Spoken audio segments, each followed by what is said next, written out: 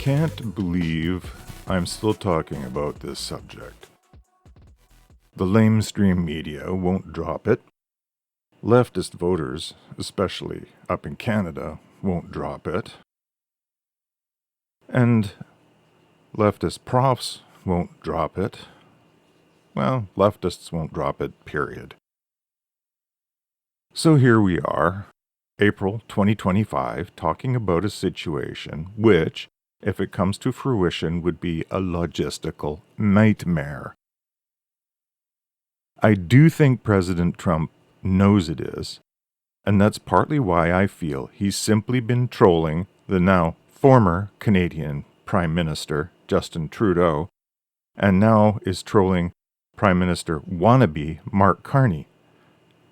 The male with a wicked temper, too many ties to the globalist mafia known as the World Economic Forum, and lots of cash hidden away in offshore tax havens.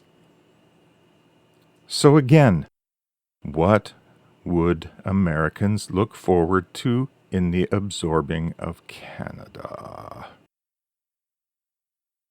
43 million Canadians with a combined superiority and inferiority complex. Face it, Canadians are so polite to your face, but when your back is turned, the dagger comes out and gets dug deep into that back. 43 million Canadians who will no longer have that free medical coverage. Coverage which ain't so free because we pay for it out of taxes, they would say, if they were honest. 43 million Canadians needing Social Security numbers. 43 million Canadians added to the IRS. 43 million Canadians needing vetting for security purposes. People like Omar Khadr, who the United States, especially the military, does not like very much, justifiably. 43 million Canadians, some of whom will be added to Social Security benefit rolls. Imagine that, a sudden surge in payouts. Canada is a welfare state. What happens to all those Canadians needing social services? Wait, I know, they just need to get a job. On the topic of money, 43 million Canadians will demand all of their Canadian dollars be converted to the American dollar at par. 1 Canadian dollar, 1 American dollar. Imagine the financial burden on the American system. 51st state or 51st through 64th states? Being one big state would assure no more Republican governments. Additions to the Electoral College. Couple of new senators per state. A new Congress critter, or 2 or 3 or 4, depending on population. Quebec. Enough said. First Nations issues. What to do about Canada being a part of the Commonwealth? Britain might have something to say about that. Inheriting Canada's national debt. Currently somewhere around $1.2 or $1.3 trillion. By the way, Trudeau ran up more national debt than all the other prime ministers combined. The aforementioned somewhat stuck-up Canadians moving anywhere they want to within the now enormous super country of America. Want one of those as your next-door neighbor? Finicky tea drinkers. Got a video upcoming on how to make a proper pot of tea, by the way. That's just a few things to consider. There could be many other nightmares to do with the change. For example, what about international treaties Canada has with other nations but not with the United States of America? trade agreements with other countries, military agreements with other nations, the aforementioned Commonwealth being a big part of that.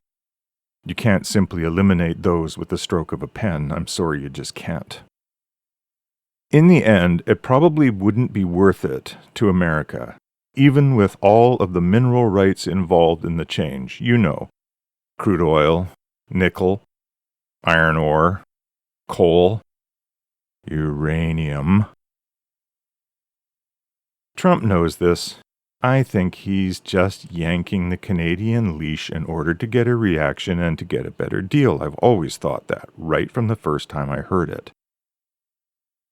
But, and from here forward, I'm really giving little more than opinion. I'm not a lawyer. I'm not an international political specialist. So I don't know how much precisely of my research applies. So let's go. Is it possible for the United States of America to absorb Canada? Yes, it could happen. But is it probable? I don't think so, no. But, for the sake of argument, let's see, via what little data I could find, what would need to happen for Canada to become a state or group of states.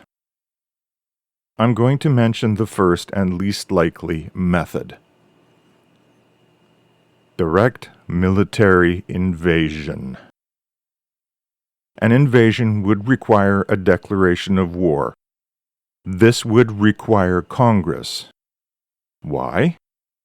Because Congress is the only body which can declare war in America. The President cannot unilaterally declare war. The probability of Congress doing this is, I think, extremely thin.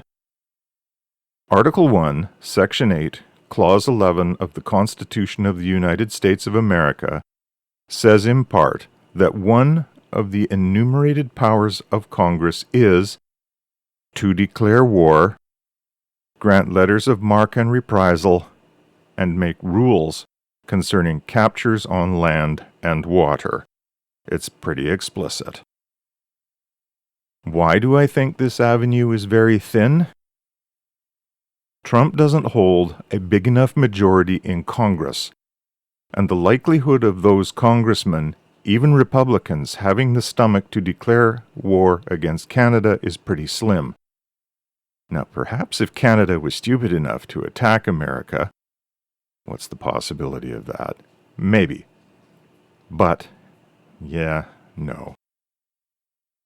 That leaves direct economic pressure to force Canada to be cooperative. This is far more likely than an invasion, but the economic burden would bounce back to the American people eventually. As once Canada said, okay, we'll join you, someone has to pay the invoices.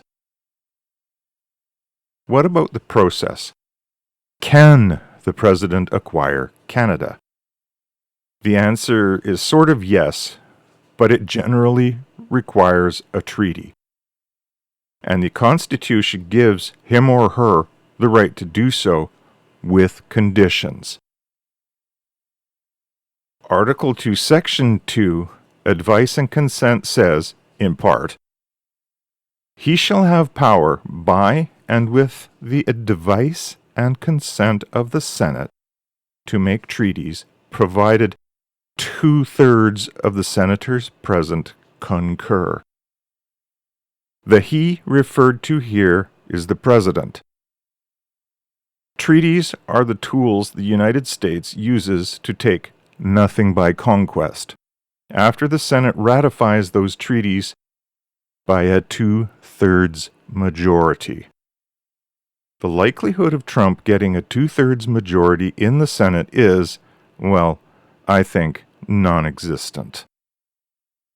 But could America take Canada without the consent of the Canadian people? Look back up to what it takes from the American side. A treaty. A treaty would imply the cooperation of the Canadian government first of all, but importantly, probably, on a matter this large, some form of referendum asking the Canadian people, do you want to join the United States of America and become Americans? Some Canadians would say yes, others would say no.